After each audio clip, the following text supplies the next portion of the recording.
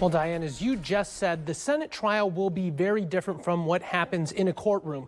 Those running the process will have to focus their attention on constitutional violations like abuse of power versus something like a typical murder trial. While Democrats and Republicans are at odds over the impeachment inquiry, House Democrats rushed an impeachment vote. So here we are, 12 weeks later, voting whether to impeach the president based off the thinnest record in modern history. It's all very simple.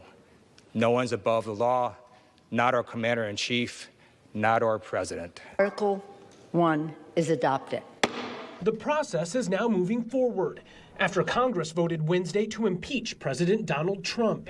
But whenever the Senate trial gets underway, experts say it won't be a typical setup. High crimes and misdemeanors doesn't actually mean anything like what we mean. The president faces impeachment charges for abuse of power and obstruction of Congress. UT political science professor Dr. Sam Nelson says the trial against President Trump will focus on those items and how they allegedly violate the Constitution. It's more about the things that are in the articles of impeachment, abuse of the power of office, doing things that are beyond the constitutional powers or authority of the president. With that, Nelson says Senate leaders will have to closely consider the president's actions in recent months. Focused on what he did and why he withheld that money from Ukraine. And then, of course, we have the rough transcript of the phone call. And while Congress has made its thoughts known, Nelson says it could be tough to get the Senate on the same page, as impeachments require a 2/3 majority vote.